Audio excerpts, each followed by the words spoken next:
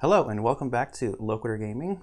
Today I'm actually pretty excited for this game. I'm finally going to get Etherfields to the table. I've had it for a couple of weeks and it took a while for mine actually to arrive, so I know there's other playthroughs that have gone up, at least of the first part of the game, you know, the tutorial scenario, maybe the first scenario. I'm going to be doing a full playthrough of the game. So I'll probably put up some graphic at the beginning also about spoiler warnings, but just to say it again, there's going to be some spoilers here. And I took some time to actually paint the figures. I'm not quite done. I've got, I think, 2 creatures left, or maybe 3 creatures left. I've only painted the 2 heroes that I'm actually going to use so far. I will get to the other ones, but I just wanted to get it to the table. Because if I might use some of the other heroes, I don't know. And I haven't painted the Thorn Knight yet, actually, because I think the Thorn Knight actually is supposed to be available from the beginning of the campaign as well. But I have been looking forward to this one. I do got a little bit of glare on this card here that I can't do anything about. It's not even sleeved or anything. It's from the light that's over here. I need that light on for the green screen behind me to work properly, so gotta leave that on. I have sleeved the influence decks in some nicer clear matte sleeves, but then the turn cards, the flawed deck and the fate deck, and I think the item deck as well, I did a couple days ago, they're all in just some like penny, some cheap sleeves, just to protect the cards. I've read online that you might want to protect some of the cards here. I haven't sleeved any of the big map tile cards or anything. I'm just gonna dive right into the tutorial. We can take a look at the first card here. We might have to do some reference checking to the rules. One thing I will note also before we get into this game is a table hog for sure. I mean, it's rivaling Gloomhaven, and that's actually saying something, because some of the Gloomhaven maps are pretty big. But I've had to put the cards in the box down over here and a chair down onto the side. I've got tokens way up there. The storybook is way over there. I've got tokens off to the side. So I know it might be a little hard to see some stuff from this far away, but I will zoom in a little bit, like when we're in this area. It's still not super close, and when we start dealing with stuff on this side of the board, I can zoom in down over here. But I will show stuff on the close card camera. And also one other note about this close card camera, like you can see this one here.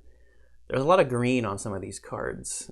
So like you can see this is actually a green dot here for the awareness intent. So that's going to play a little bit of havoc with having cards over on the green screen. And some of the influence cards, I think, have quite a bit of green on them. So we'll just see how it goes as we're going through. Okay, so this is the first card. It tells you to get I-01X. Gate to the first dream before it started. What is this strange world? Hint, it will be easy, simple, and short. No puzzles, no challenges, just a quick basics training and a bit of story. We don't have any districts out yet, and nowhere we need to note where we enter. And the setup is take all the I-01 secret cards and tiles, reveal the setup tile. You don't have any masks or items yet. Turn deck 12, so that's here. We've got all 12 cards in the turn deck. So I think we can just take all 12 and flip them face up now, because we know we're going to need 12 cards in the turn deck. And then introduction is secret book 450. And then we're supposed to flip this over and put it here. It's going to tell us the goal is to learn the basics of the game with an emoji winking. Special rules: if any dreamer dies in this dream, resolve secret book 922, and if we run out of turns, we revolve. Revolve? It's too early. Resolve 425. I already forgot what we were supposed to read. 450. So we've got our huge book of secret passages. 450. Abyss, a dark, cold rift. We crawl out from it. We're not sure. We don't remember. Where are we? We knew that a moment ago. Now all is gone. Our mission is to go where? Maybe here? Wherever we are. And more importantly, who are we? Something went wrong. Or rather, terrible. The memory disappears like smoke blown away by a gale, like a vision of a dream just after waking up. We have equipment with us, but for what? Everything works differently here, breaks down, turns into scraps at a moment's notice. If we lose sight of something for a while, it changes immediately. We hear birds, we smell the wet earth like after the rain. Petrichor. You recall the curious name of this scent. We remember we wandered through a maze of forest paths, but we're still in the woods, probably for a very long time. Dirty, torn clothes, sore muscles, hunger, and fear. Something wanted to catch us. We barely escaped. We have to get to some gate. Fog rises from the steaming earth. Golden rays of the setting sun shine behind the trees. It's getting cold. Finally, we reach a lay in front of a rock wall with massive gates. The gates are closed. There are 3 locks, each with a symbol identical to the pedestals next to it. A leaf, a wave, a padlock. A small tree grows on the first pedestal. A large padlock is attached to the second one. On the third is a stone ewer from which water flows. It seems too simple, but well, maybe some things might be actually simple. Maybe the beginnings are always the simplest. Let's practice the basics then. This is the start of a dream. Place your dreamers in the blue starting spaces. There are 2 spaces, so you may choose freely. So let's look at our dreamers. I've decided to play with the free spirit and the specialist. I haven't really seen anybody play with the tough guy, so I was really like, should I play with the tough guy? Because I haven't seen anybody else playing with him yet. But these are the 2 that I wanted to play with. So we've got the free spirit. There's our mini for the free spirit. And the specialist. There's our mini for the specialist. He's got some green on him, so he's going to do some weird things to the green screen. So I think I'm going to start one of them here. Well, let's take a look at the first card before I put some stuff on it. So this was the card we were supposed to put down, the setup card. So you can see the tree and the ewer and the red padlock. We've got a check the yellow altar in the upper left corner that we can use some cunning intent on. We've got to do that twice. We have to build 3 up there twice. We need to get 6 awareness intent for the tree up here to then check the green altar. Down over here, there's a 1 green awareness intent to gain a blue crystal. I can't remember what they're called. Shining gem, I think is what they're called actually. And then we've got an assault with 6 wrath down over here. An assault we can do from 1 space away. So I was thinking about starting the free spirit maybe here. I don't know which of these 2, if they even do, if one of them has more assault in their deck than the other one. I don't know for sure. So because of the space issues, it recommends that you discard to the right of your player boards, but I don't have enough room to do that. So I'm probably going to discard off camera, like off over here, just so you can't see it. I'll still put progress cards underneath the boards, and then I think I'll seal cards up above their board. We'll see how it works out with the space restrictions. All right, so we placed our guys down. There won't be much going on for now, and the turn cards will be used only to count turns, which always start with a draw step. There isn't anything in this dream that uses movement or performs morphing basic special effects. The dreamscape phase will be empty. Let's look around. So now it's going to tell us the same thing I just told you. You see 3 pedestals. On each one, you'll practice different actions. The green one is a simple action that costs us 6. The yellow one costs 3, but you have to pay it as many times as there are dreamers. And the red one is an assault action that costs 6. The assault action could be performed in its assault range, a base range of 1. Additionally, the actions on the yellow and red pedestals have the cross out symbol on them, which means that they're one use only. When performed, you place a cross out token on them, which I've got up over there.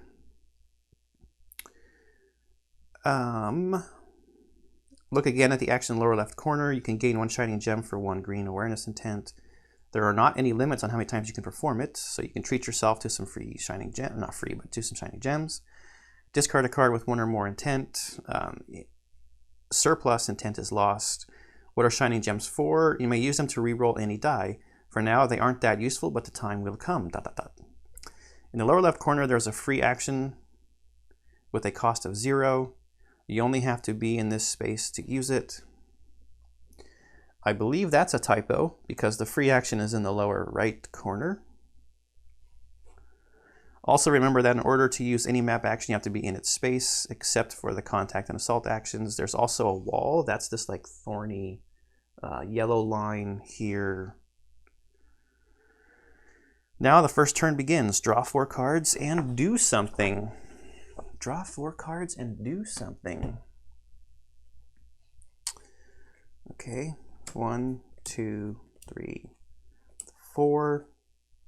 We can also take a look at the actions that are available to our individual characters. So on the back of the Free Spirits card, we've got as long as this card is on the top of your deck, you can perform the action below. Discard this card and spend any number of spirit tokens to gain either 1 green, 1 yellow, or 1 red per spirit token spent. I don't have any spirit tokens yet. I've got them up here just so I can make sure that I'm not, don't have them too close to her. I want to be able to distinguish between which ones I have and which ones I don't have.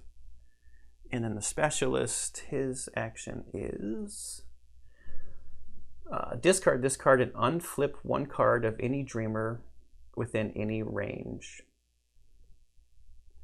And I think those are for progress cards. I think progress cards can get flipped over by certain things. So there's his 4 cards. We'll look at his in a second. Let's see what we got. And I think maybe we'll go down to get a little closer. We got an effort. It's 1 awareness or 1 cunning, so 1 green or 1 yellow. And we can take a distress to gain 3 wrath with it. Shining, we can play if we're, for 0 cost, we can play if we're in an enemy spawning space, and we are. That's this little purple pink thing here. To gain a shining gem. Any 1 dreamer may re-roll their roll with slap. It's 1 green or 2 wrath. Place 1 spirit token on your dreamer board, or seal this card to draw 1+, and if we have any green progress cards, we can draw cards from our discard pile. That's interesting. We did not get 6 wrath though, so we did not get 3 cunning either. So even if we moved, and we could take a distress with this card though to gain 3, and we can get 2 off of slap.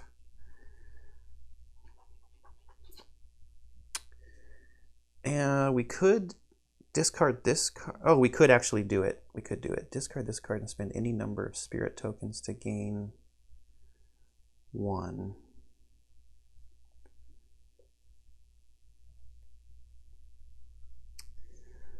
Okay, so we will have to take a distress for it though, and I don't really know yet how rough that makes things. Let's see what he got. He got all kinds of awareness. the green. And then you'd have one cunning to move. So I think the specialist is going to move over there and do that. So this is a progress card. Now this one's got a lot of green. Let's see how the green screen's going to handle these kind of cards. Oh, it's not too bad, I guess. This is a progress card, which I can place at a cost of 4 awareness. When you place a progress card, you may spend 1 shining gem or flip the assistant instead of paying the card's placing normal cost. Oh, so this helps me get more progress cards out later. But you can, as you could see, that one was worth 2. We've got 2, 2, and 2, and then 1 movement, which is enough to get him here to do that. So I think we're just going to concentrate on that for now. But what else do his cards do? Inner light, place a light token in any space. Active until the end of the turn. Thoughtful moment. Seal this card to block any 1 step on the current turn card. So that could help when there's actually enemies out doing things to us. So I think we'll just start with him since I know for sure what I'm going to do with him. I'm pretty sure that's how this goes. Draw step and then card an action step. 1 dream action per dreamer's round. So we will play so many possibilities for its 1 yellow or 1 cunning. In his discard pile, which lets me move. Let's take a look at the basic actions card. You can move. I spend any number of yellow cunning intent to move X spaces. And that just lets you know that the assault and the contact actions also have a range of 1. We'd also spend hours, and hours you can't really see right now. They're over here. We've got 4 hours because we've got 2 players, but those can get spent on various things.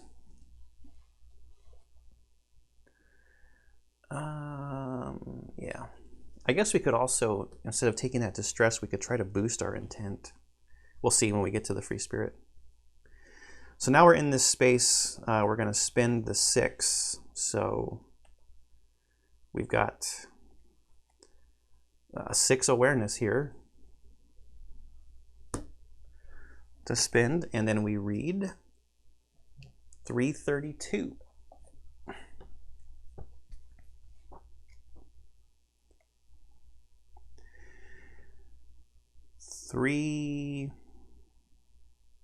You may try to gain 1 universal marker here. It's required to open the gate, and you'll learn how to use the luck die and how to influence its result. So let's begin. Roll the luck die. Okay, so we have to roll the luck die, and depending upon which side we get, okay, we got the 1 pip side. If we would have gotten the X or the minus, that would be nothing. Nothing? Does that mean you paid for the action but you didn't gain anything? Unfortunately, that's how it is. But if you have any shining gems, you may discard 1 of them to re-roll the die, and you may do it as many times as you want, if you have that many shining gems, of course. If you don't have any, too bad. It's better to gain some shining gems before coming back here to use the check the green altar action and spend 6 awareness again to use it. But we did get a single pip. It works. Place 1 universal marker on the dream gate tile and then block this action. See, there wasn't a block icon here, but sometimes it's hidden inside the action. Many additional effects may take effect inside the scripts. Okay. So we take a universal marker, which is just a clear like bead, and mark that we have, mark it on the altar, I guess. And we'll take a no longer do this action marker.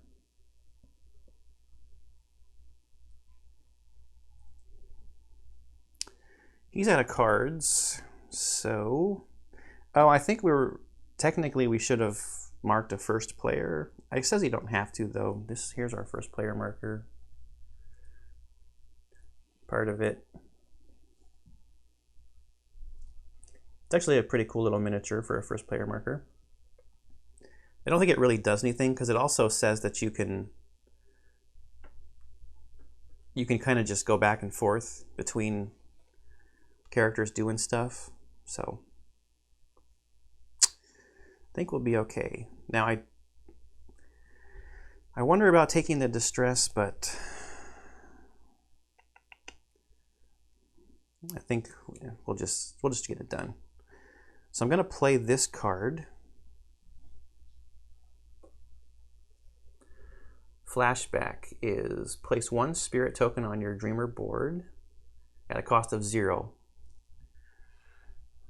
So I will discard this to get one of her free spirit tokens. Then I'm going to use,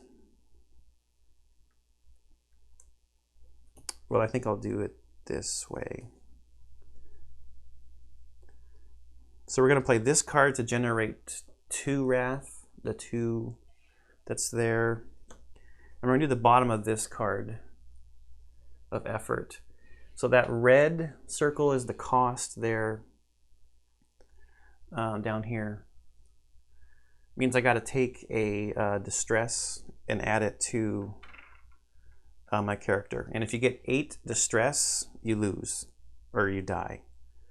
And then you have to read a special section. That was if any dreamer dies, resolve section 922. And that gains 3 wrath. So we've got 3, 2, and this is still in our hand. But we're going to use the back of this top card to discard this card and spend a spirit token to generate another wrath. So that card gets discarded, and it had a wrath on it. So that's a total of 6 wrath that we've generated across all of these actions here to spend on this assault. And we are 1 space away, which is fine. So we read 234.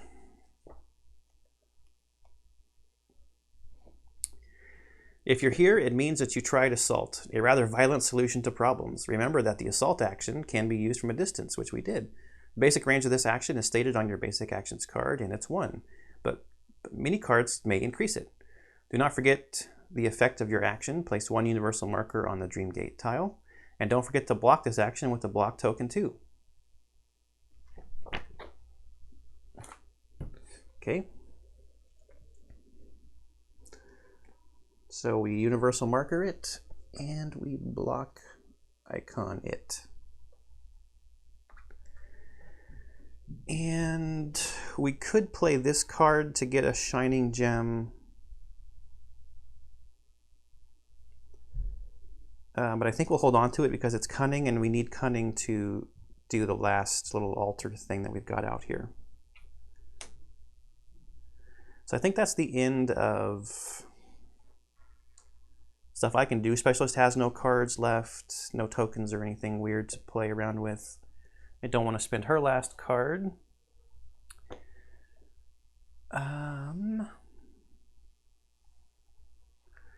So then we go to the Dreamscape phase, Entity and Dream Event step. Resolve Entity and Dream effects according to the current turn card, and discard the current turn card.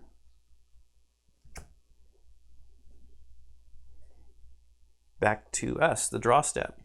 So Free Spirit has less than 2 cards, so she's going to draw 4. 1, 2, 3, 4. And the Specialist also will draw 4. 1, 2, 3, 4. Let's see what he got. All right. He got that same effort card that he could gain 3 wrath, but we don't really need to do that. Steam Bomb is a progress card that we'd have to put out. And then once it was put out as a progress card, we could discard it to gain 5 wrath. At 3 wrath for each charge on this card. Or discard this card to stun 1 entity in range 2. I don't know how you get charges. Builder. The limit of your active progress cards is increased by 2. Each time after reshuffling your influence deck, you may discard the top 3 cards and place 1 charge on your shotgun or steam bomb card. Okay, that's how you get charges. or to gain a shining gem. I think we're just going to be using his cunning to move and affect this altar here, though. Okay, so that's what he got.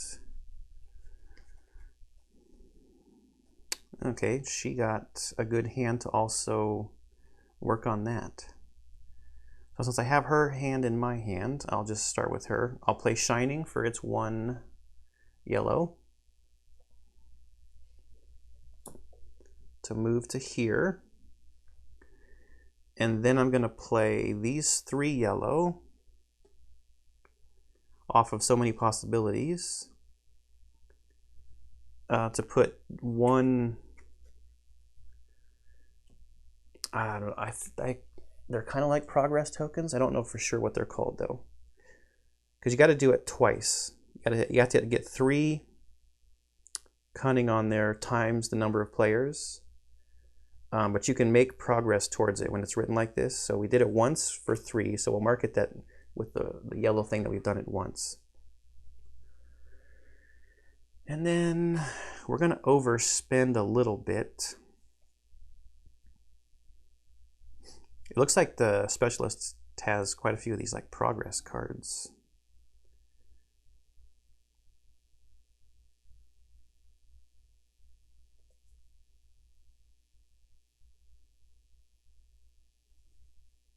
So I think we'll play this effort for 1 yellow to move into here with the free spirit. So that's played. And then we'll overspend 4 yellow off of those 2 cards to get the second section of this action done. So we get to now read 159.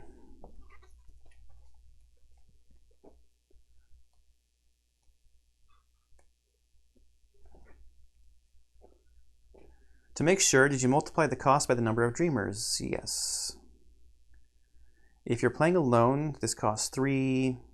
If you're 2, it's 6, 3, 9, and so on. Additionally, this is a gradual action. That's what it's called. You may pay the cost in steps. You don't have to pay it all at once, which is what we did. If you paid the right cost, put a universal marker.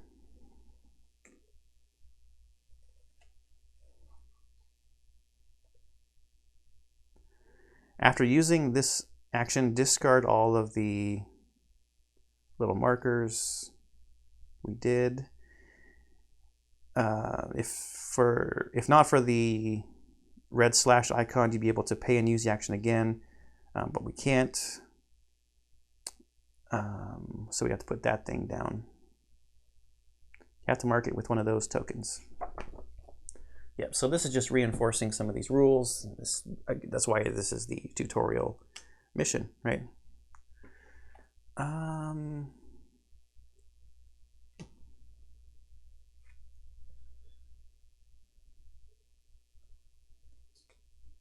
think we're done.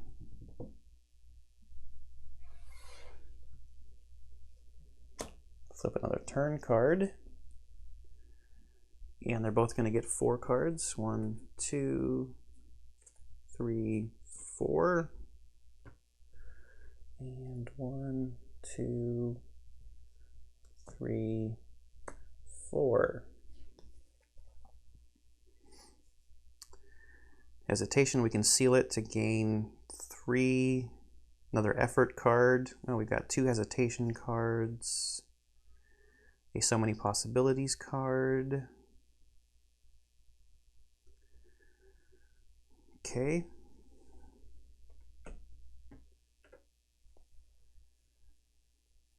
She's got a progress card. Pathfinder, you can move diagonally during the current move action. Then roll the luck die. That's kind of cool. She got another effort. She also has a hesitation and a So Many Possibilities. But I think I'm going to play this card, the Pathfinder Move Diagonal card. I would have to, in order to use this ability, because it's a progress card, I'd have to pay the cost for it. At least this is my understanding. If you look at the top, it has place this card for 4 cunning. So I'd place it here in my progress area, and you can have 4 progress cards, 4 active progress cards. Unless you have one of those cards like the specialist had that increases that number. Then when it's down here in my progress area, I can use that ability once per turn at a cost of 0. You can see the 0 cost on the side here. But I'm going to use this card hopefully efficiently for now, because it's got 2 cunning on it to allow me to move 2 spaces. And I say efficiently because instead of using 2 cards to get 2 yellow, I'm getting 2 yellow off of 1 card. Okay. And here I'm going to do the 0 cost, try to open the door. 823.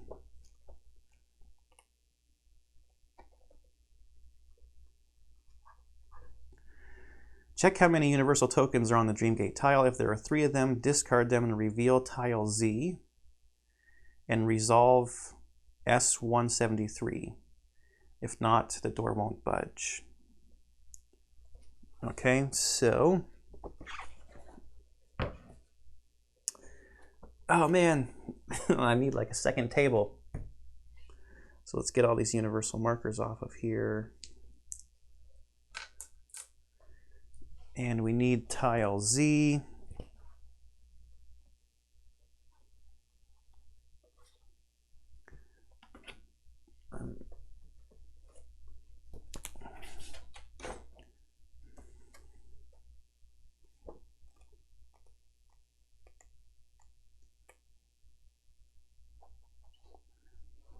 Just wanted to make sure, yes, reveal tile Z.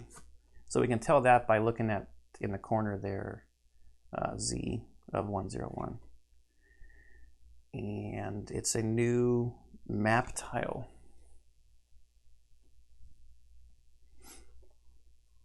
It's going to go in A3. We can see that in the corner there. It's got some actions on it. 1 green to open or close the door. 1 cunning to enter the secret tunnel. 10 green to open or close the door. That seems like, how would you ever get 10 green? If there's no entity in range 1, you may spend 2 green times number of players. Is it some kind of game? Question mark. Oh yeah, I remember seeing this one in some of the other videos. First, let me also just say, the art in this game is phenomenal. Across the board, from the cards to the board to even the art, you know, the miniature sculpting. This game is top-notch as far as art goes, in my book anyway, for now. I haven't seen any cards. There could be, I don't know, maybe there's a piece of bad art in one of the secret cards or something. I don't know. But, I mean, just even these tiles. And the reason I just got reminded of it is you can see right here is the game box for this game. And if you look the art on the game box, I mean, this picture is just incredible. Okay, anyway. So when we reveal a map tile, we put it down in its corresponding spot, so that A3 has to match that A3, like so.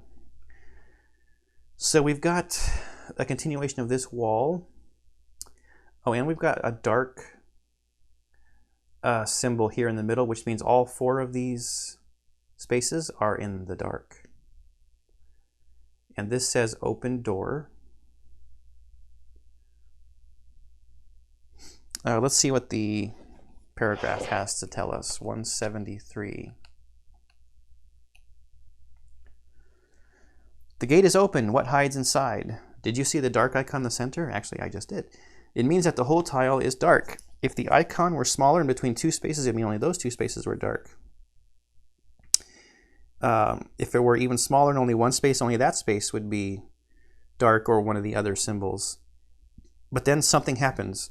Before you manage to take a step in, something emerges from the forest. Resolve 257. Reveal tile Y and spawn one human shapeshifter. Spawn, it means place one miniature in the purple space. If there's only one purple space in the current dreamscape. No, there is only one purple space in the current dreamscape, so this is easy. There's no flavor text this time. Treat this script as an active pause, a possibility to learn more about your enemy. So tile Y is an entity tile. Place it on the entity slot. So go to the box and look for tile Y. Tile Y. Something wicked.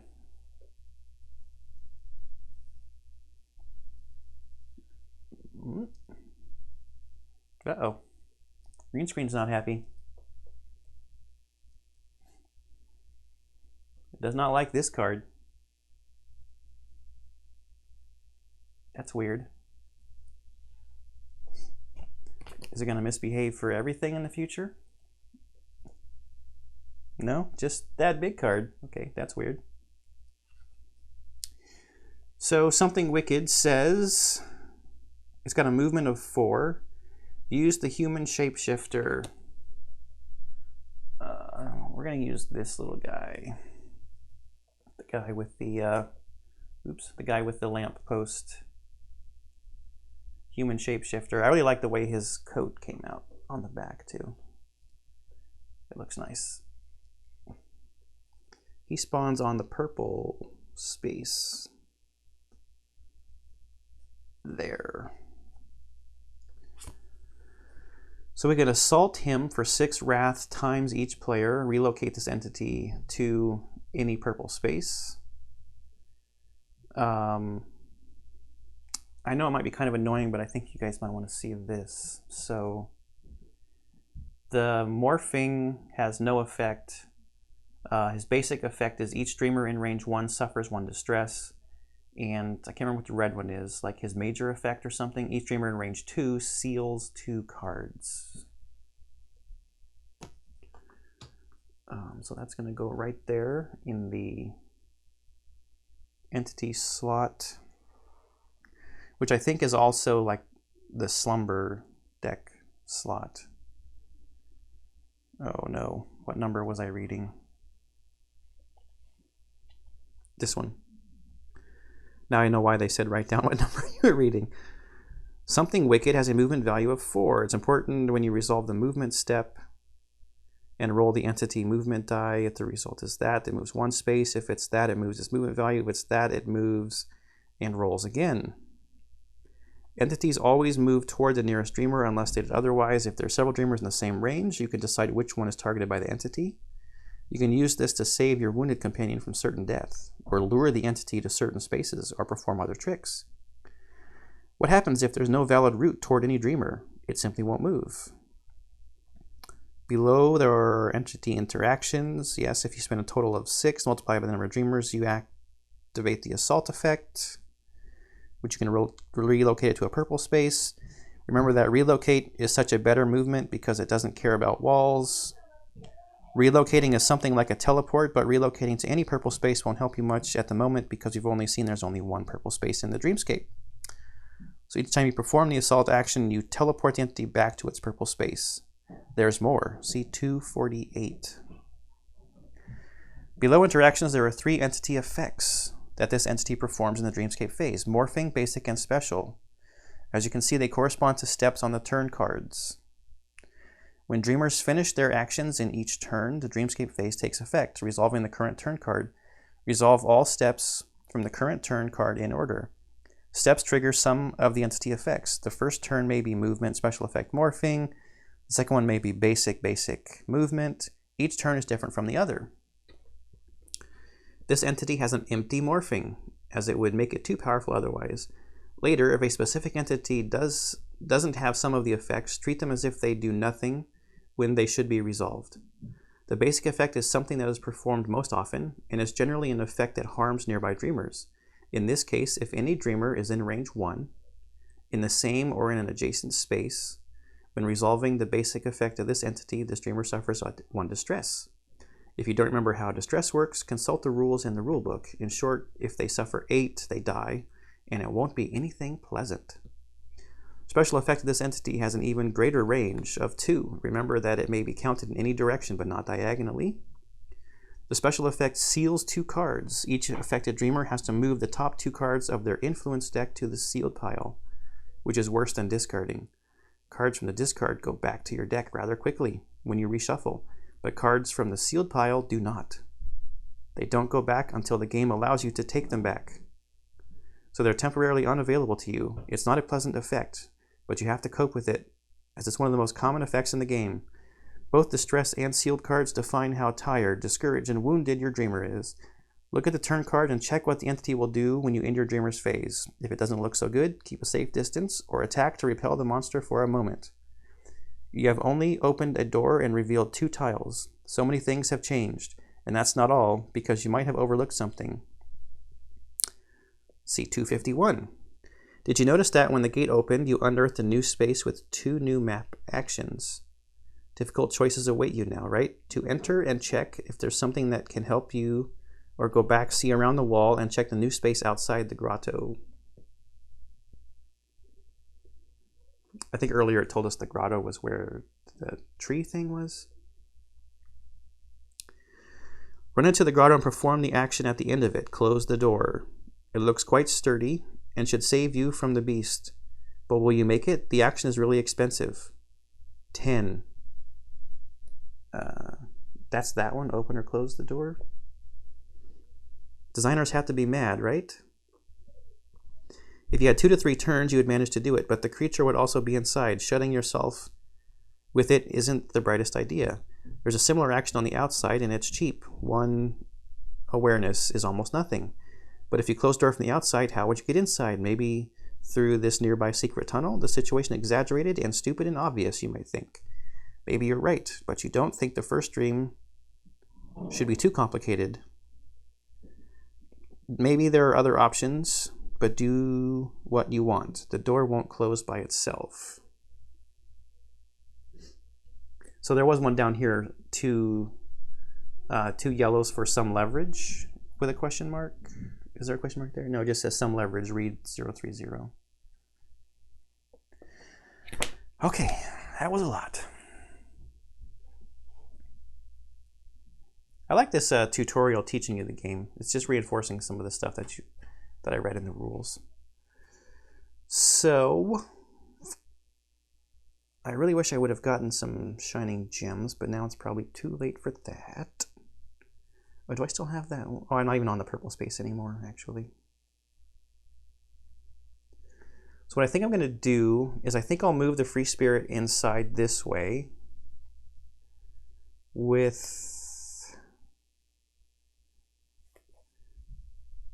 an effort card, or do I use hesitation? Because no, I'll use the effort card. So we're going to use the 1 yellow off of this effort card to move into here. Then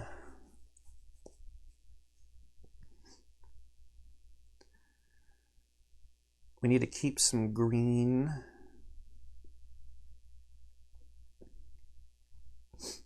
If I spin this and this to move 1, 2 to there, I'll spin this green. Yes, I'll spin this green to do this open or close the door action here.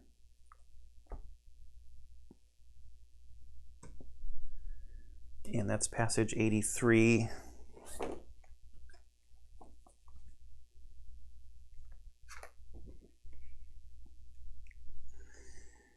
You may close the door. Place a don't do action thingy.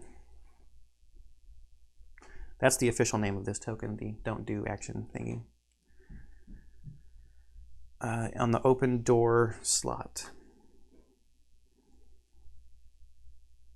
Closed doors are treated as a solid wall in this dream. If you close the door, neither entity nor dreamers may move through this wall. You don't have to remember this as a new rule for the whole game. It's an example of a special rule, which applies only in this dream. Treat it as an additional special rule for this dream. And if you want to, you may open the door if it was closed. Discard that token. You may open and close the door as many times as you want, but you have to pay the action cost each time. Seems pretty straightforward. One thing I forgot to take a look at, though, was, let's just peek at what the guy is going to do. So basic effect, morphing, and roll, and then discard the turn card. So he would attack a dreamer in range 1. The morphing is nothing, and then he would move. So right now we're safe from him, but we're going to go inside anyways, I think. Because now I'm going to spin this So Many Possibilities card, which is a good card because it's pretty versatile, 1 of each. For the yellow on it, to do the Enter the Secret Tunnel, read 179.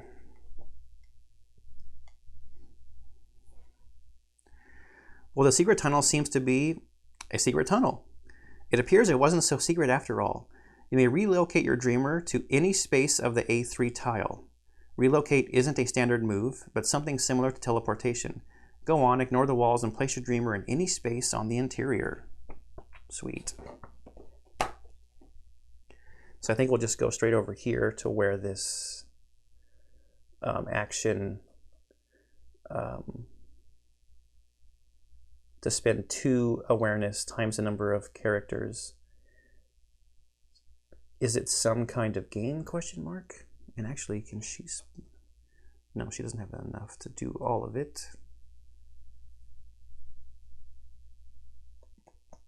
Hesitation seems good.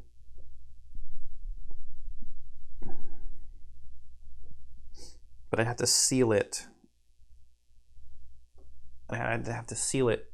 I could get to gain 3 awareness, 3 cunning, or 3 wrath. So I'm trying to figure out which one I want to spin to move. So Many Possibilities is pretty versatile. I'll just spin that. That seems like your like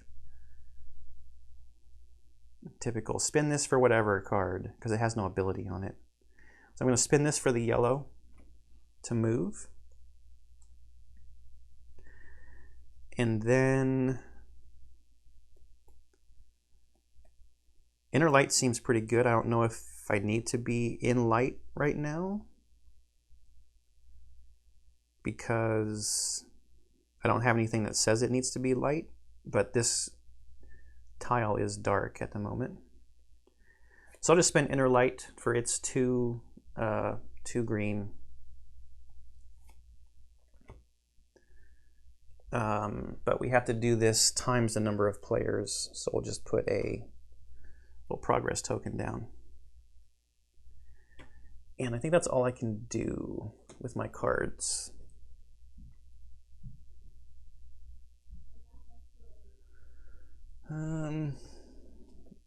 And basic effect, each dreamer in range 1 suffers 1. Nobody. The morphing has no effect. And he has no viable path to us because of the walls and the doors shut. So he's not going to move even if I roll, at least is my understanding, which may or may not be correct. Okay, so just to take a peek, this turn is basic effect, special effect, roll. I probably shouldn't pick that up because then I can see what the next turn is, so I'll just probably read them off to you from now on. I didn't have to assault him, at least so far I didn't have to, because he's not anywhere close to me. So this is kind of cool. It did say on the card, hurry, hurry, something wicked this way comes, and then the entity that spawned was something wicked. That's a neat little touch. I still got some sticky tack on this guy from when I had him mounted to paint. There we go. Next round, we go to the draw card step. Both of them are below 2, so we'll draw 4 cards for each of them. I just want to peek and see what she got. One with shadows. In dark spaces only, I can suffer distress. No, when you suffer distress from any entity effect, I could roll the luck die to prevent it. Hurry, hurry, I could seal this card to discard any active item. We don't have any items. Another hesitation. A thoughtful moment. I could seal this card to block one of the steps on the turn card. And then we had a hesitation in our hand. So she did get 2 more cunning. Let's see if he got, not cunning, sorry, awareness. And I need 1 more.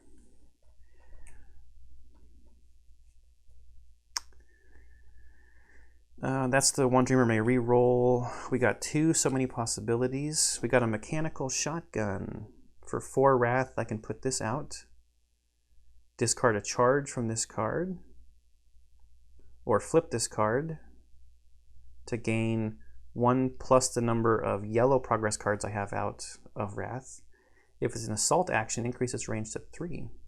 And then he also got a 1 with shadows card. So I think collectively the most efficient thing to do is just to spend the free spirits 1 card that has 2 awareness on it. Because it doesn't have to be 1 of each character to do that action. We just have to spend a total of times the number of characters. So she's going to spend this card that has the 2 green cunning on it for the last step of this gradual action, I think it was called. And we will read 326. Taking a look at the Etherfields game inside the Etherfields game. And what's even trippier to think about is inside that box, inside the game, is another tile that shows a picture of the box that inside that box has another tile. It's an endless universe of Etherfields games.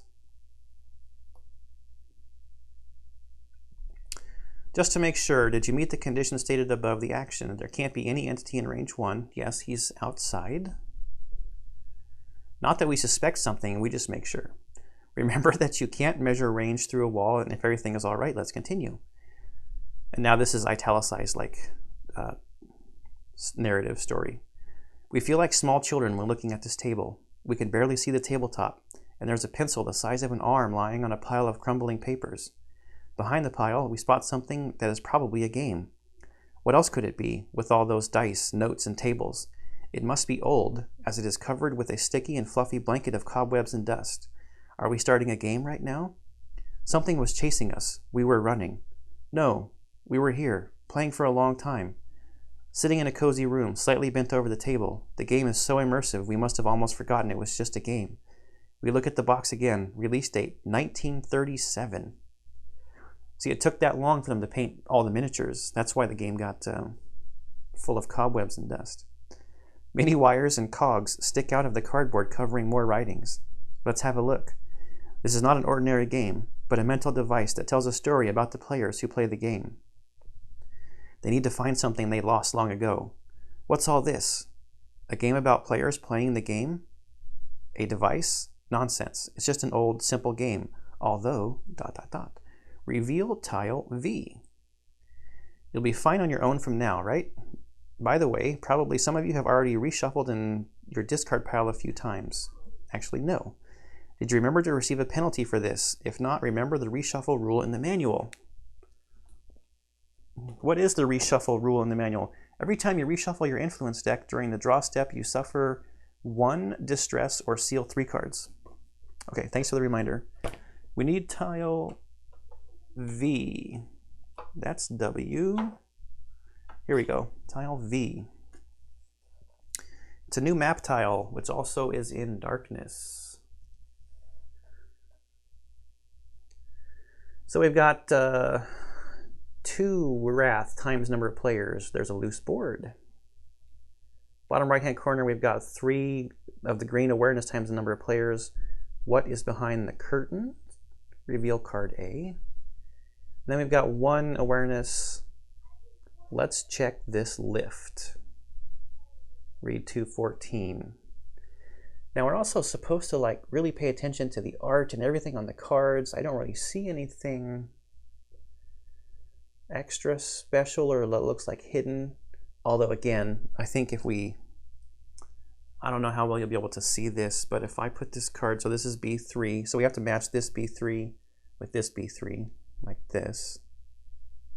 But if I move the characters, I don't know how well you can kind of tell that, just how, look how beautiful that art hooks up. It's just the same as Tainted Grail, and I said it during my Tainted Grail playthrough that this is actually not the easiest thing to achieve in manufacturing, because you're supposed to give some allowance for what they call bleed in the art, where it, because the little tiny little movements of the sheets when they're getting cut can change where the card gets cut and how the art lines up. But this is like perfect. It lines up exactly perfectly. And this is probably just nerding out a little bit on game manufacturing and art and stuff, but this is not the easiest thing in the world to achieve, getting it to line up exactly like that.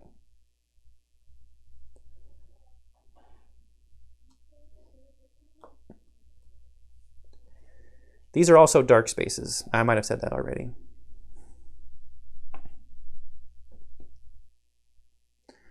So, who's got some wrath? She's got some wrath. He's got some wrath too.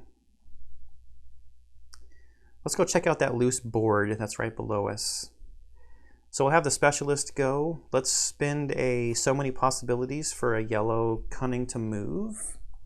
We must be ahead of the game if the instructions thought we would have shuffled by now. So we're going to do 1 movement, and then we're going to use slap for its 2 wrath, the 2 red influence. We got to mark it once, because we have to do that times the number of players. Now we could spend 2 wrath from him again.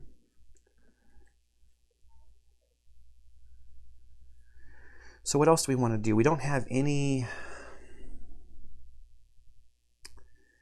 cunning. Do we have a way to get, not cunning, sorry, awareness? We could seal a hesitation for 3. So she could do this to move and seal a hesitation for 3 down there.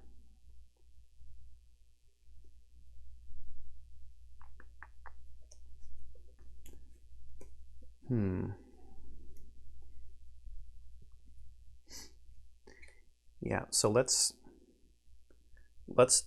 do that. So we'll plan on just having him spend these 2 cards for their wrath to do that action.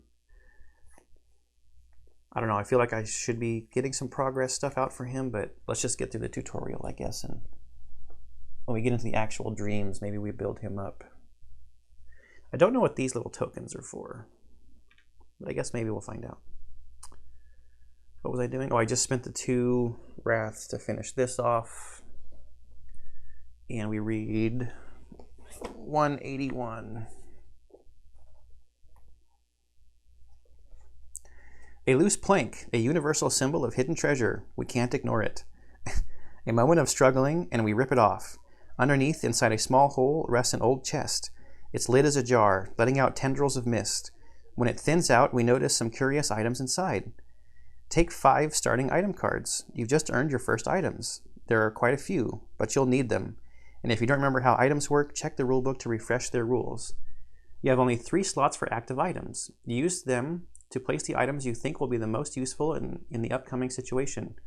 All dreamers may use active items whenever they want, perform their actions/effects, or discard them to the storage to use them as intent to pay for something else. You have to place the 2 redundant items in storage. They're still yours, but currently unavailable, at least until you perform a restore item effect in some way. After you pick your active items, move on. There's no reason to stand over an empty chest. Okay, cool. Would we have gotten the items if we hadn't done that?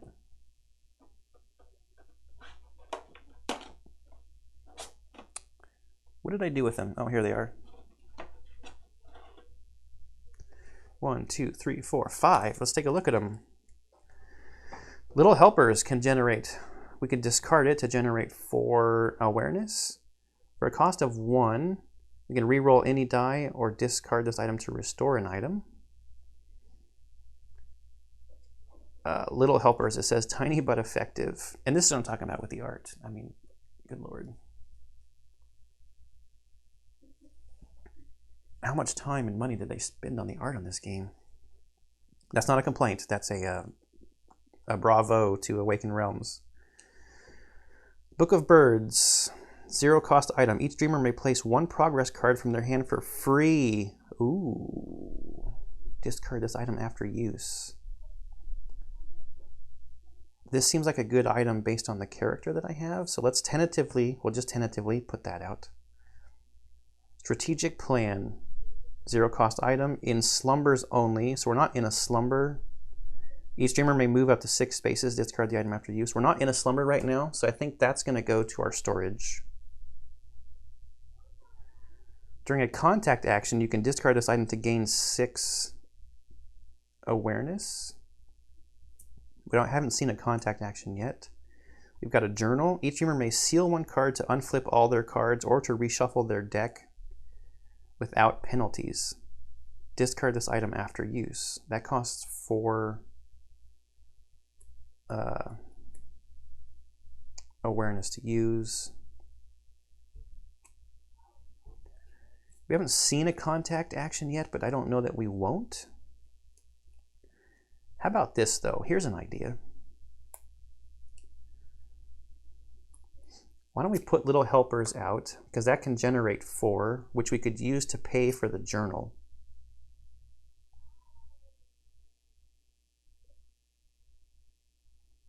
So we would have to seal 1 card, but then we get to reshuffle for free.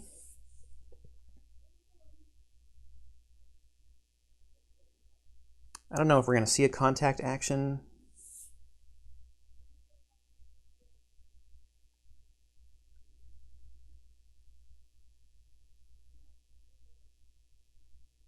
This could restore an item as well, which means we could get the journal back from the little helpers. I think this is a good combo.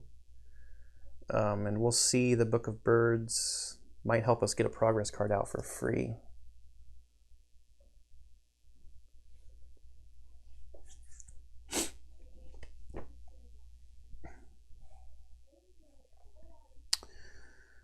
All right, so I'm pretty sure that's all. I could move, well, I'll just wait. I could move next turn too, with the 2 that he's got left. So I realize with this zoomed in one, you can't really see everything that's going on with the specialist up there. So we can take a peek back out here real quick. This is my storage up here. The storage area of the board, and then I've got my 3 items out up here. So if there's anything important that happens, or maybe I'll try to rearrange it next time. She doesn't have any progress cards out, so I guess I could move him down a little bit. And if he has distress, I'll put it down lower over here so you can see it and count it. All right, so she's got a bunch of cards she can do stuff with.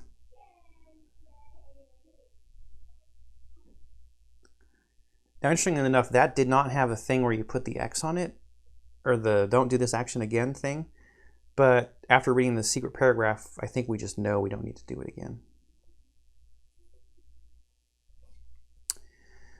That's right. I was going to seal some hesitation cards, wasn't I?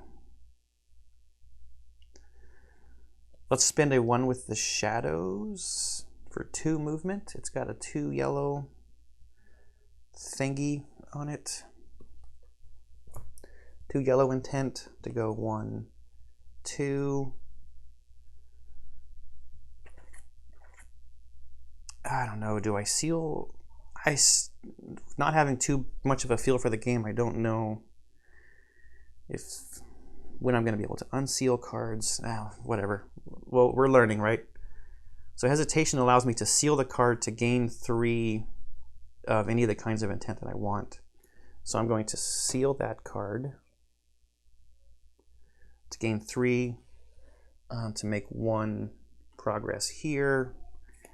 And then I think before I choose to seal another one, I will wait to see what kind of cards we get when we draw.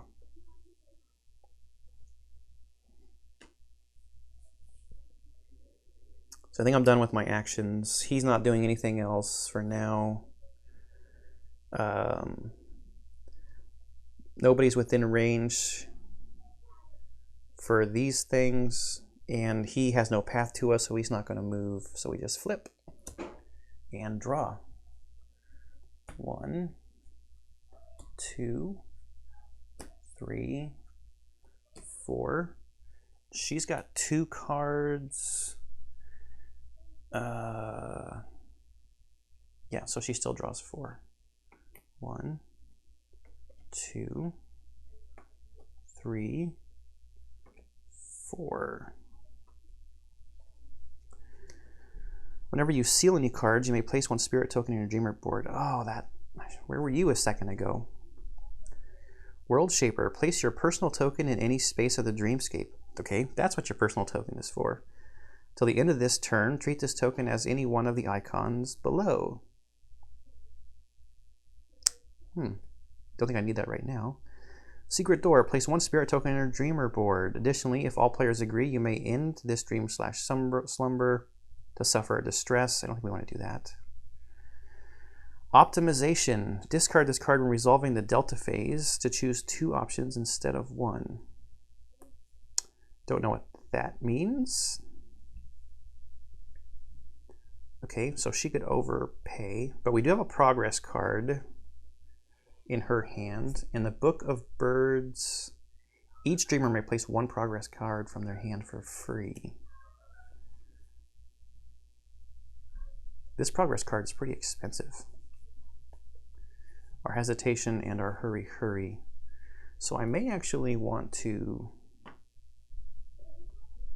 do that. Does he have a progress card we want to put down? He's got that same optimization progress card. Maybe we'll just hold on to it till he gets a progress card that we want to put down.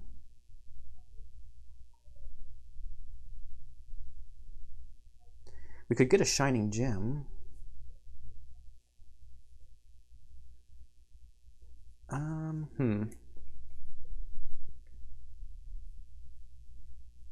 That would cost a lot of cards just to get a shining gem. So let's see. What's this one? Place a ladder in your space. Enter the dark room. Set the 2-35B tile next to the board and place your dreamer in any space there. Okay, we don't know what that is. 1 with shadows. I think, well, she's already there.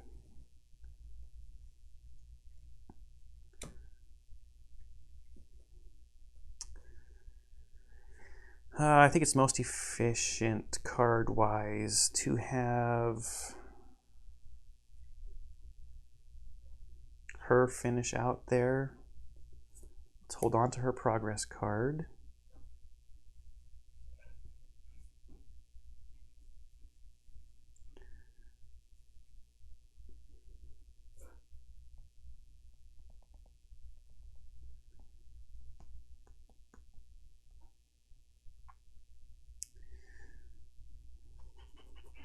Yeah, so we'll spend these 4 green from the free spirit. Yeah.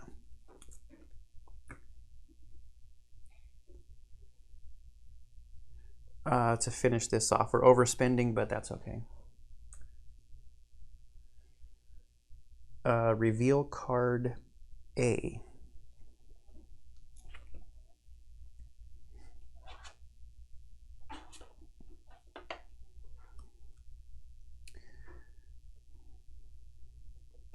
Do you know who you are? Resolve 313. Next time you check the lift, add +10 to the script number. Do you know who you are? Next time you check the lift. But we haven't checked the lift yet. Do you know who you are? We can keep this up while I read. Move it over a little bit. 313. Put the specialist cards back before I get confused.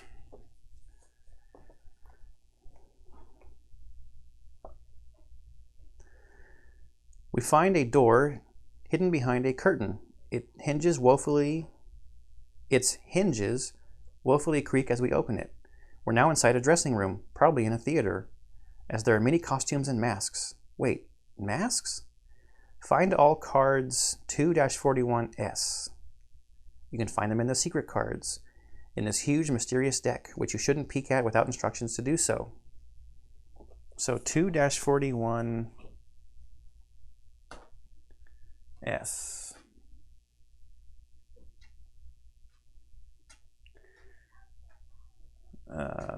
2-41. There's a lot of stuff in the 41 section.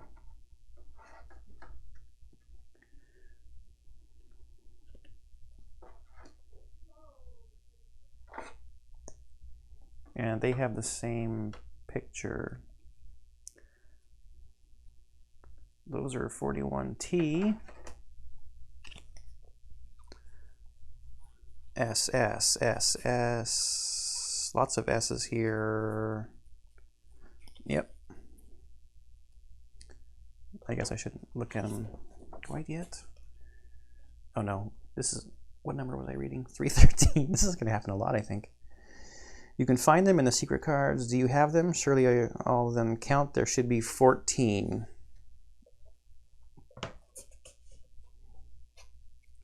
One, 2, 3, 4, 5, 6, 7, 8, 9, 10, 11, 12, 13, 14. Now each dreamer chooses 2 of these cards. Don't look at the rules on the masks for now. Pick the mask cards looking only at their illustrations and names. Then each dreamer should find the corresponding masks in the box. Now you may read the rules on their backs. These are your masks. Then each dreamer picks only one of the 2 chosen masks. It will be their active mask. The second one should be placed aside. Dreamers will be able to put it on only when the game allows to restore a mask. Furthermore, each dreamer keeps the mask cards of their masks so they can easily mark which mask they own when saving the game. You still don't know who you are, but the mask helps a little. You at least can pretend that you're someone. And if you almost know who you are, or who you pretend to be, maybe the elevator will listen to you. The next time you perform the check the lift action, add 10 to the number of the script. It will be script 224 instead of 214. Because it says 214 on here, so we read 224. And so you don't forget, there's a reminder on a Do You Know Who You Are card. And that's the card that we've got up on the screen right now. So that's the end of the script in the book. So I guess we just keep this card.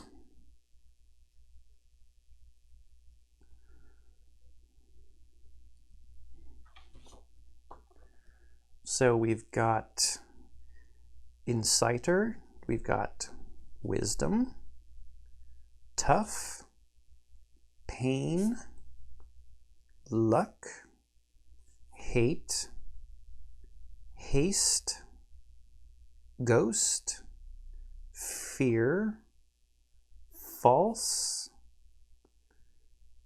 Devotion, Dark, Chaos, and Calm.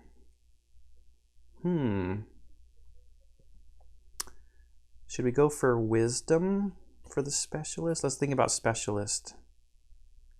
Should he be lucky? Does he hate stuff? Haste? Maybe haste is free spirit. Ghost. Fear. False. Devotion.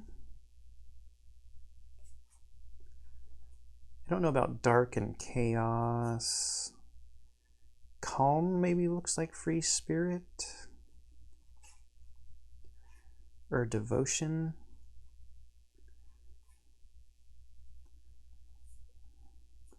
What else do we get for the specialist? I think wisdom. I mean, he's like an inventor type dude, I think.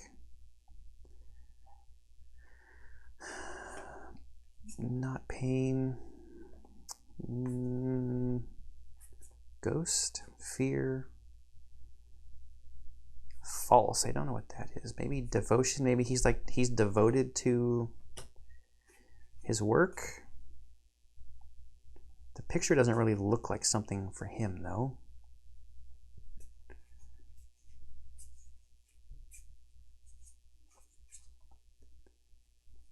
I have no idea what they do. So, and I'm sure that they're probably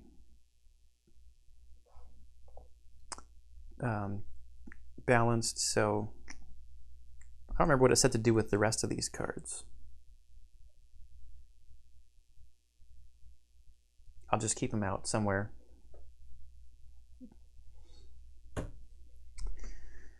So let's take maybe haste.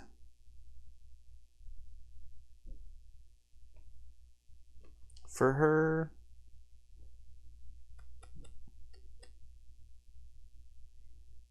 I guess we get the actual masks out. What did I do with the masks? Here they are.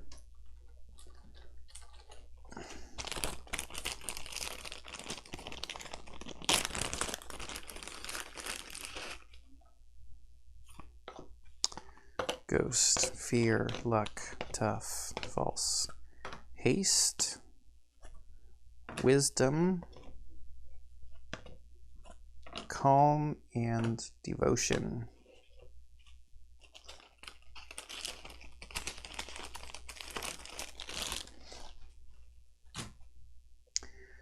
So we're going to wear haste at the moment. I will figure out how to keep track of this later. Haste says, once per turn, could discard one card from hand to draw a card or to move a space. So if I wanted to try to get a different card, or if I didn't have a yellow cunning card, I could spin this like it was cunning. And which one should we wear? I guess we get to read them all, right? Calm says at any time you may discard any number of cards from your hand to gain one green awareness for each card, each discarded card. So this one basically generates green for me, but this one generates yellow for me, but only for movement. Or I could also draw a card. Which one do I like more? I think I'll keep that one on for now. So those aren't too bad. Wisdom. Your active progress cards limit is increased by 2. Okay, we don't really need that right now. Devotion. Your hand size limit is increased by 2. Okay, I like that. Yes. We will wear devotion for our specialist.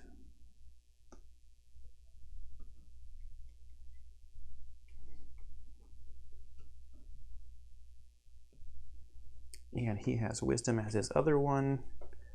Just put his way up over there out of the way. And put his cards back.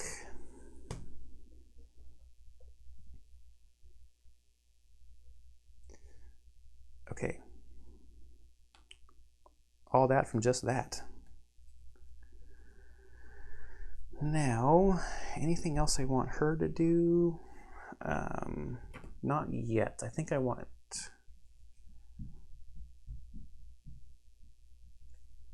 I'm going to spin this one with shadows from him for the 2 movement to go to the lift.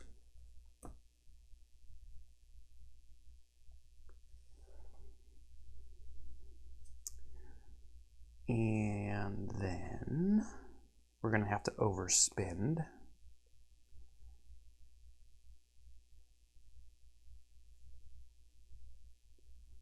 I will spin the pocket ladder. I don't think I'm going to be playing this for the progress right now.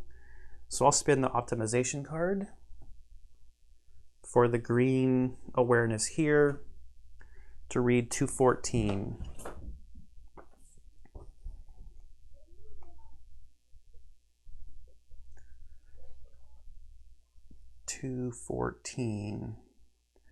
It looks like a simple no, sorry, 224. I already forgot. The elevator starts. It screeches awfully, shoots sparks around, wobbles as if it could fall at any time, but miraculously it climbs up. We observe the lights of the past. Do all people have to be there? No? We observe the lights of the passing floors, and finally a sun ray shines through the slit in the door. It's the forest again. Trees sway with the wind, struggling to escape the swamp they are in. It is cold. The night has already fallen for good. The birds stopped singing. Somewhere far away in the hills behind the forest, we can see some lights and a glow. Maybe it's a city. We can smell the smoke, probably from the chimneys. Don't you have a feeling someone leads you on a string, someone or something? Reveal tile W. Relocate all dreamers to a blue space, to the blue spaces on the A1 tile. It seems that it's the farther part of the dark rift. What may you find inside? You hope the creature doesn't wait for you there. It would be pretty bad, don't you think? Reveal the card B. So let's reveal tile W first. And we're reading 224, which I'm going to mark with a bead so I don't forget.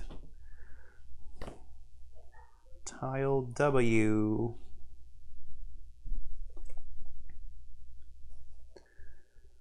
So it's A1. It's going to go up here in the corner.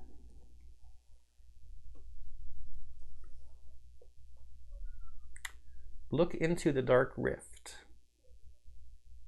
008. I wonder why that's not enjoying having the big cards up there anymore.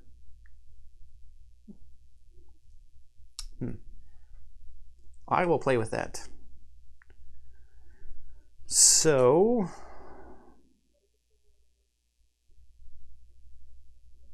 six awareness times number of players. Look into the dark rift.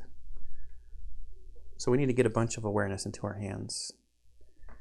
And we're going to have this guy to contend with. Then reveal the card B. It's an overlay card. To place it correctly, read 16. Okay, so let's go back to our cards here.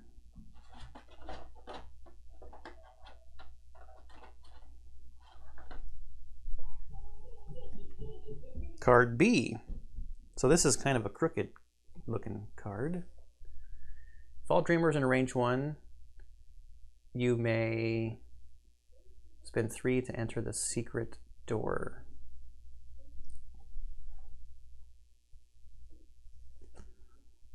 Okay, so it's said to read 16. And of course it's in the fold where I gotta pick it up. You're looking at an overlay card. It acts as a missing additional or changed piece of the dreamscape. You have to place this card in the dreamscape immediately. How? Look closely and match it with the grid and the code. Remember to match it precisely, even if this means placing it askew at a strange angle. Place all miniatures and tokens, which would be otherwise covered by the overlay card, on top of it. Done, right? Does it fit? The card may look strange at first, but it really has to be placed at this angle. What has changed? The door isn't open or closed anymore. It's destroyed. If there was the closed token on it, discard it. One of the actions disappeared, and there's a new one. There's also a fragment of a blocked space, the one marked with a red frame. No one and nothing can enter this space. And through the passage on the game box cover, light pours.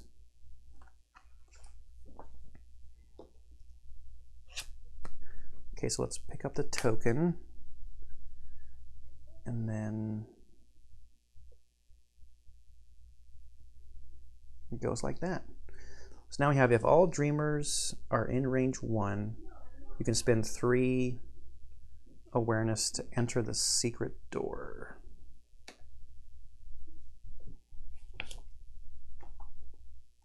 But we also had to relocate. So we've got basic effect. Dreamers in range 1 suffer a distress. He's going to move, and then special effect.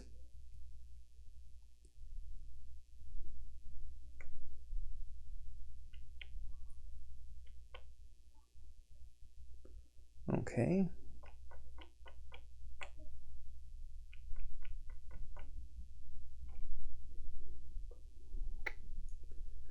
I'm going to go here and here for now, but let me think about it for a second. I don't think we have enough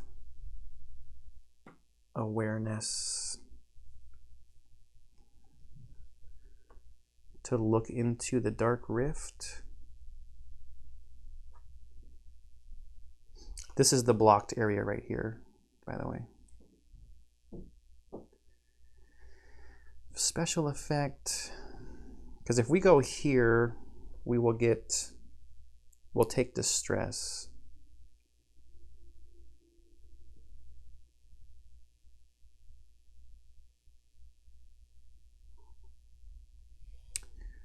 We'll be within 2, but maybe we can stay far enough away.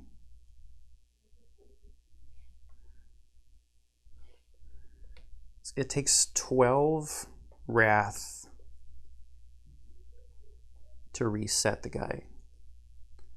I've got all kinds of movement. I could seal hesitation.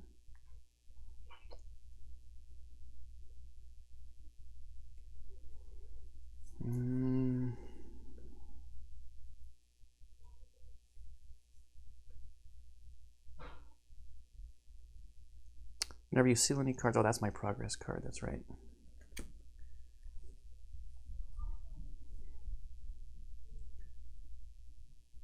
Seal this card and discard any active item to restore 1 chosen item. He's going to have a hand size of 8, though. So with 3 cards, I'll be able to draw 4 cards to have 7.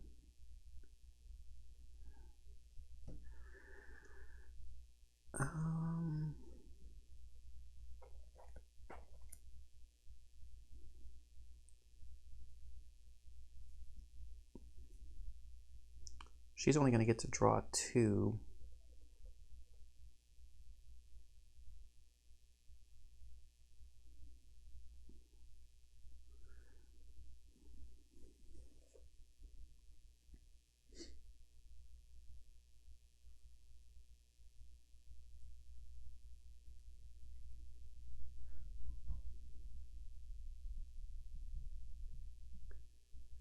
So what I think I want to do here,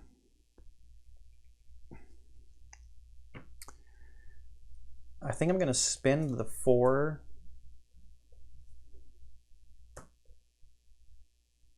I guess I could spend that 6 actually to make 1 progress here.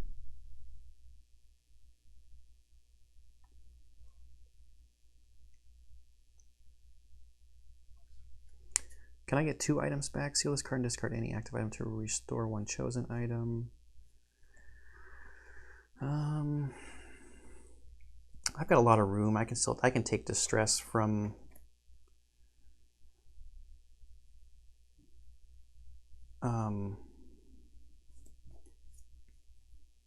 shuffling my deck. So I'm going to spin the 2 on her card here. It wastes 1, but I'll move there. Then I'm going to spend these 2 items for the 6 awareness. I have no idea if this is a good move or not,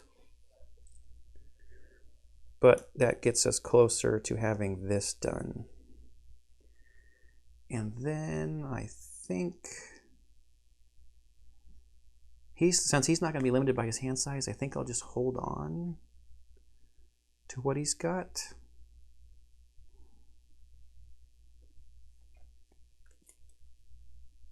Yeah.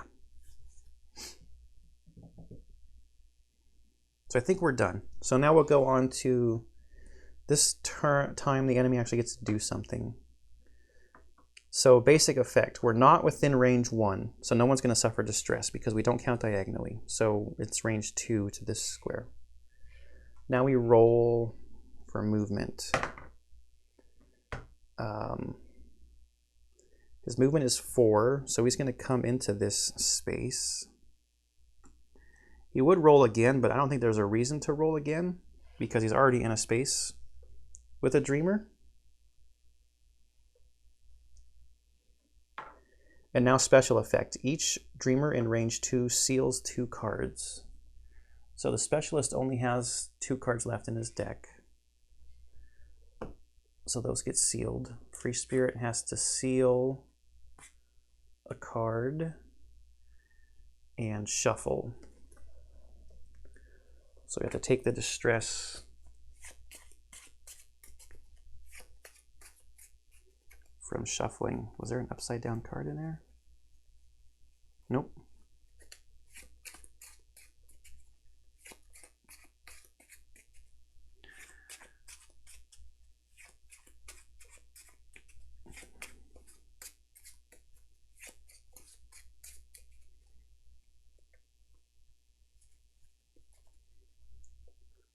And seal one more. And then we discard the turn card. So next turn we've got morphing, basic effect, and then roll. So we just need to get away from him to not take any damage from him. Okay, top of the next round. She's got 3 cards in her hand, so she can only draw 3.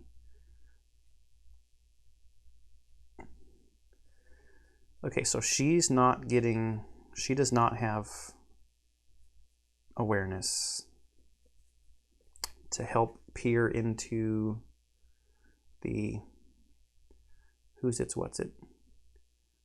I could discard a card, but I don't think she's going to get up to 6 either way. Now, his mask is giving us an increased hand size. Oh, we have to shuffle his deck. So we're taking a distress for specialist.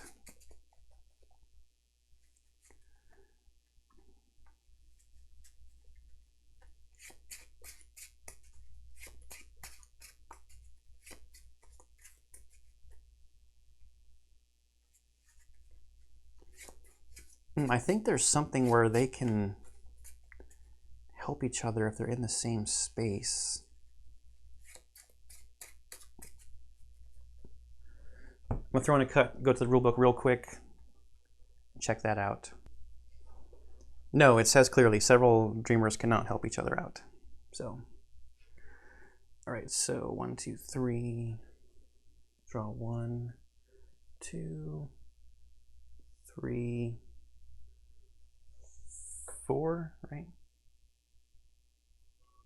Yes. Which is a shame because he's got 5. Can I get 1 somewhere else from something?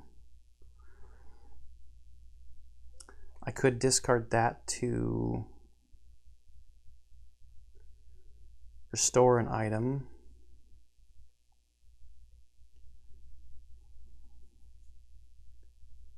Each time after reshuffling your influence deck, you may discard the top 3 cards to place 1 charge. So then I wouldn't be building up my progress, but maybe I don't care about that right now. So I think that's how we're going to solve this. He needs to move 1. Do I have a 1? I don't have just a 1, except for this shining, which I was trying to keep to get a free shining gem, but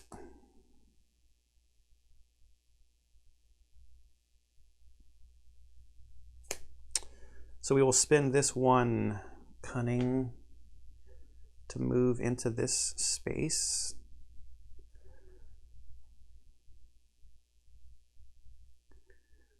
Then I'm going to seal this Hurry Hurry card. So for 0 cost, I can seal this card to discard an active item to restore one chosen item. So I will seal that card. Discard the Book of Birds to restore Little Helpers.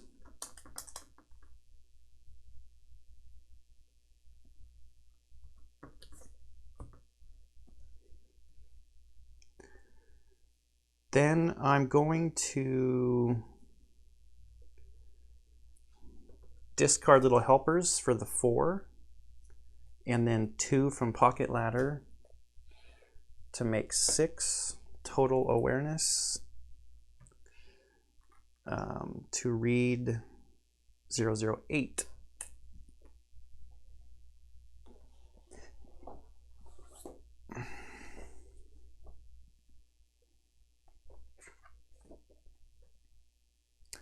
We stare into the rift filled with swirling shadows.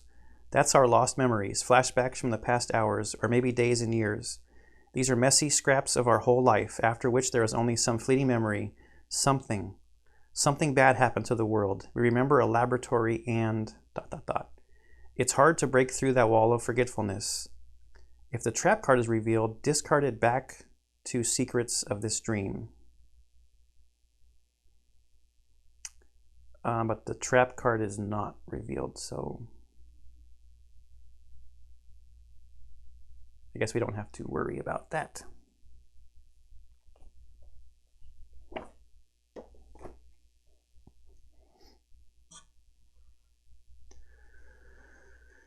Okay, now we just need to get out of dodge, I think.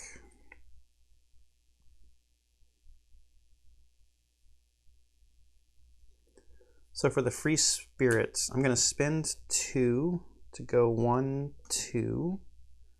Then I'm going to spend a green and gain a shining gem. While I'm there, I'll spend this other Hurry Hurry for 2 to move to here.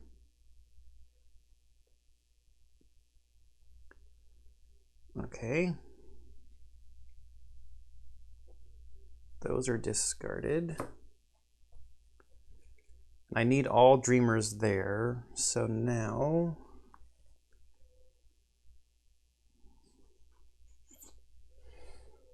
one, 2 with that.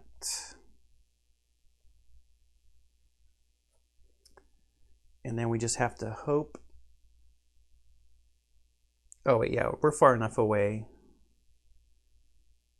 Yeah, because the basic effect is before the roll. Yeah, we're far enough away.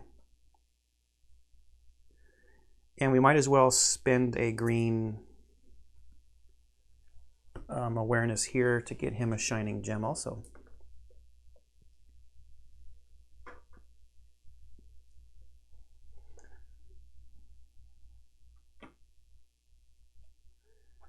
Do I want to discard a card to try to get some cunning? And discard a card from your hand to draw a card. Let's stay where we are. I think we're all right. There's nothing else I want to do. He doesn't have any more movement. She's in the space where I want her.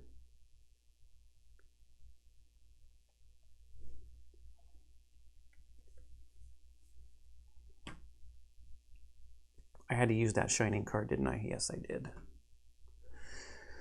Okay, so their turn is over. We go to his turn. Morphing has no effect. Basic effect. Nobody's within range 1, so nobody suffers anything. Then he rolls. He moves to this space with the specialist. He'd roll again, but he's already in a space with a dreamer, so I don't think he needs to keep moving. Okay, discard the turn card. So we've got morphing, and then we've got special effect, the one that makes us seal cards again, and then roll. So we want to be more than 2 away. So right now we shouldn't end in that space there. Okay, top of the next round. She's got 3 cards, so we'll draw 3. So there's 2. Okay, there we go. She's got 3. All right, she's got 3. Ooh, and I actually might put this progress card out for her.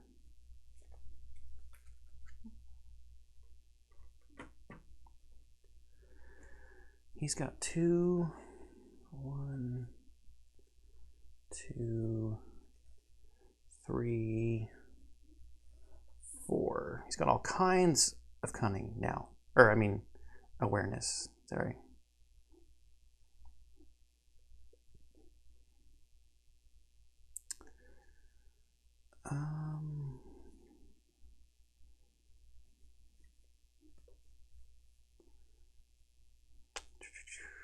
Yeah, too bad we don't have that anymore to get progress cards out. So I think I will, let me just start with him. Does he have a 2? No.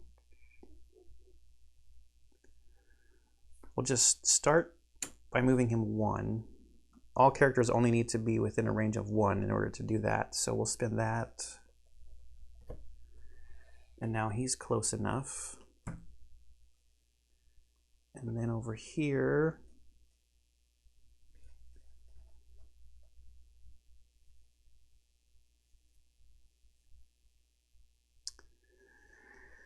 so here's a good question. Do I want moving diagonally, or do I want spirit tokens?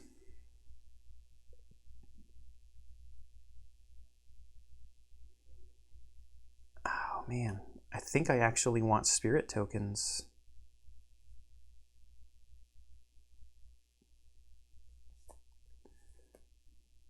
And then maybe I'll get moved diagonally later.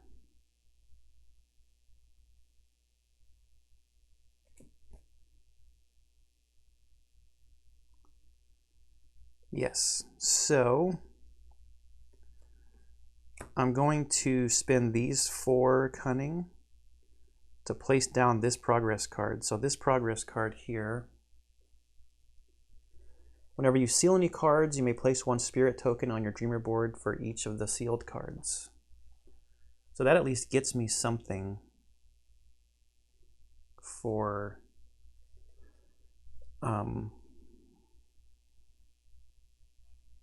the bad effect of sealing cards. Because she can use spirit tokens to get intent based on the action on the back of her cards. So these are spent.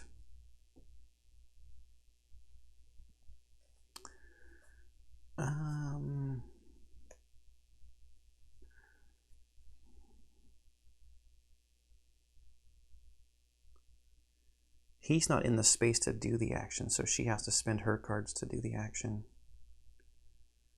Okay, fine. So she will spend 3 cunning. Or should I have just moved him? Should I just move him in and have him do it?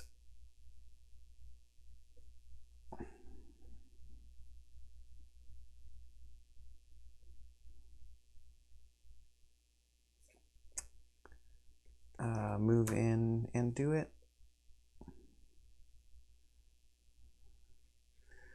Actually, no, and I might want to move further away from this guy.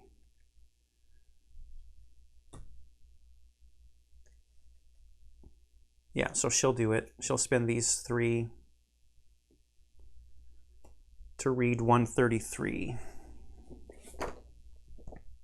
Because all dreamers are within range 1.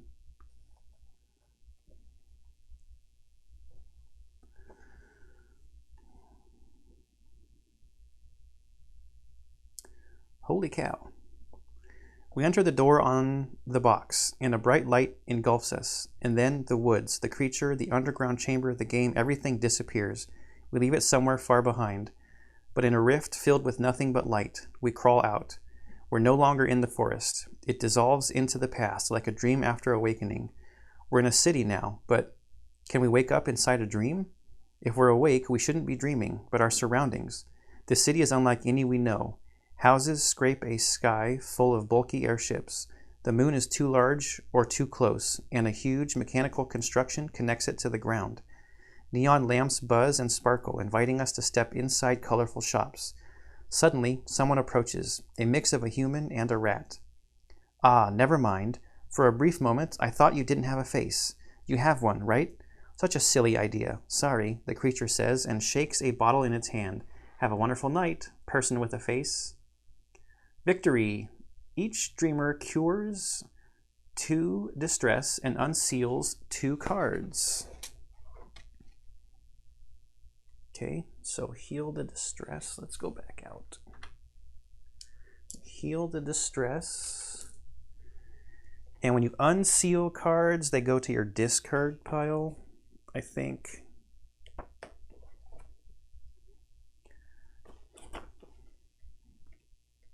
You can just take from the top. Take X cards from the top of your sealed pile and place them in your discard pile. They become available again when you reshuffle. Yes. Okay, so we take the top 2 sealed cards, go into the discard, 2 sealed cards into the discard.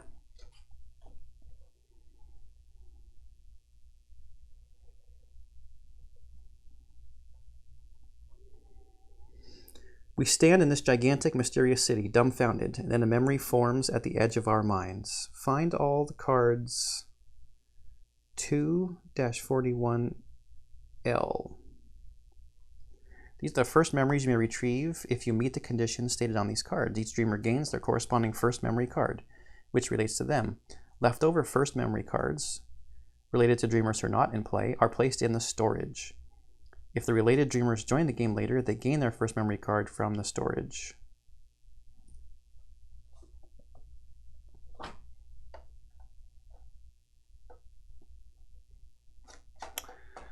(2-41), back to the 41s.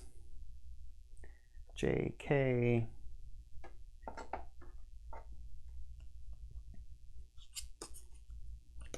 There's 2. 3, 4. I have not opened the 5th player stuff, I guess. Tough Guy and Gambler. Go to storage. Specialist, if you have 4 green progress cards placed, resolve 294. Free Spirit, if you resolve the 2nd step of the mystery path, resolve 547. Okay, so we don't know what that is yet. 4 green progress cards for the Specialist. Find the 4 tiles. 2-36A. Shuffle them and make a slumber map deck from them. 2 of them have starting written on them. These are the 2 setup slumber tiles, and they're always placed first on the slumber map.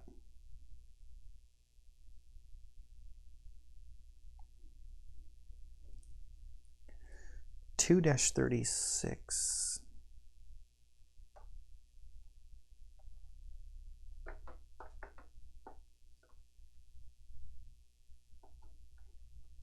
2-36A.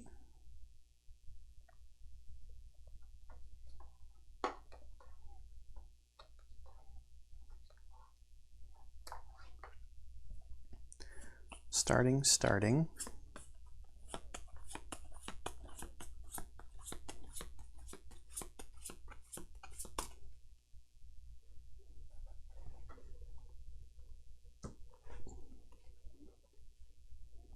And these are the starting ones. Find tiles 2-37 A, B, C, and D. Shuffle them and make a slumber deck from them. One of them, I think this is done now.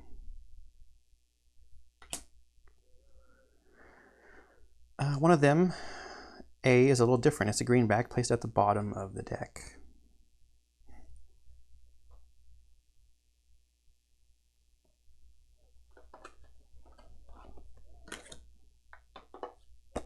A, B, C, and D.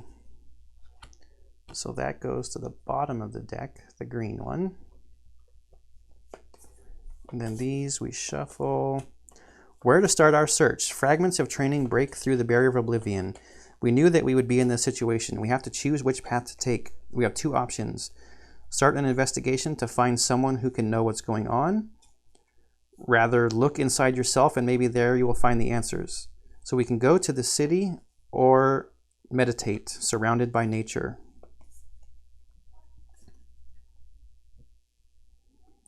Gain Dreamgate tiles 2-39B, Not Alone in the Dark, and 2-39O.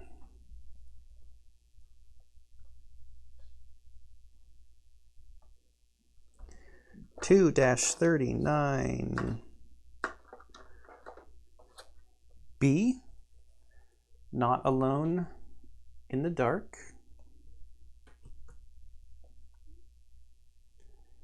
and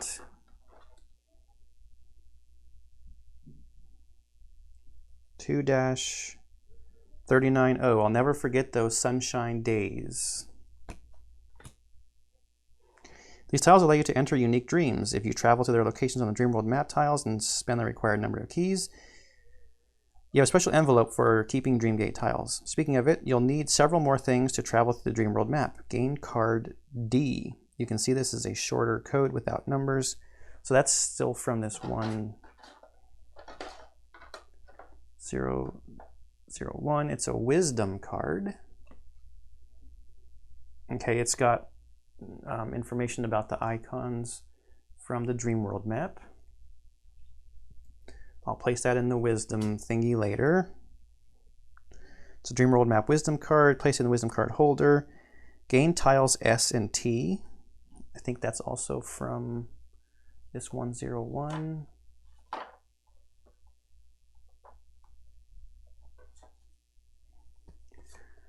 S and T. Yep, these are our two Dreamworld things. I want to fix the little card camera before I show these up close, so I'll show them up close at the beginning of the next episode. But they go down over here into the Dreamworld map area. They are Suburbia, the bottom one, and Metropolis is the top one. They represent the first two parts of the dream world. Each dreamer gains 3 ether.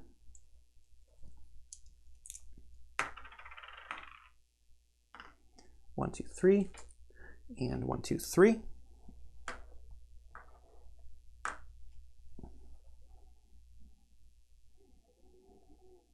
And to spend it, you'll need this. Gain the 3 cards, 2-41C. These are note cards, so you should keep them in the storage. These particular 3 cards allow you to make purchases if you're in suitable locations on the Dreamworld map. If you don't remember how to buy influence cards, consult the rules in the rulebook.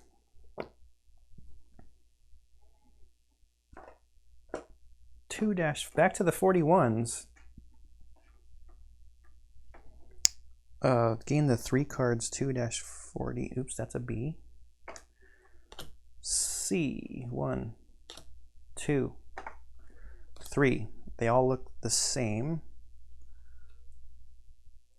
They've got shopping on one side. You may use this card if you're in a shopping location on the Dreamworld map. You can use this card. Each dreamer can buy influence cards. If you choose this, but you decide not to buy any cards, you can gain a shining gem. Or you can draw 1 random item from the item market. You may gain this item for 2 ether. If you choose this, but you decide not to buy the item, gain a shining gem. After that, return the shopping card to the secrets. So you only get to use, that's why there's 3 of these, I guess, because you only get to use it 1 time. There's got to be ways to get more. And that goes in storage. Find the 6 cards 2-41I and make a Seasons deck from them without changing their order. Place it in the Seasons slot. You can find it near the Dreamworld map. Seasons will change during the campaign, but for now, find the Ordinary Days card and place it face up on top of the Seasons deck. 2-41I without changing their order.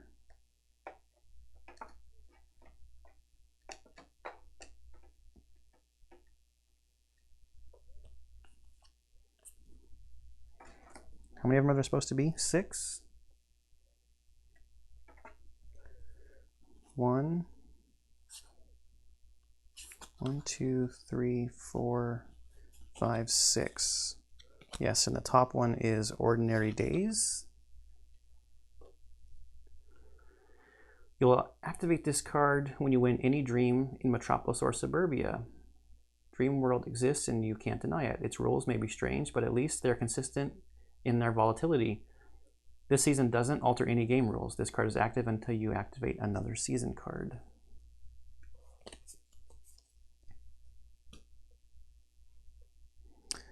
Find card 2-41M. It's an Awakening Wisdom card. Place it in the Wisdom cards holder.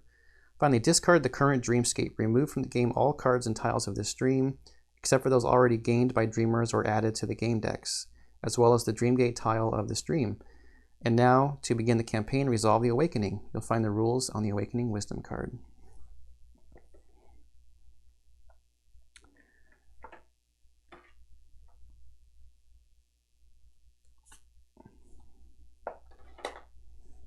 So this walks through the Awakening rules that are in the book.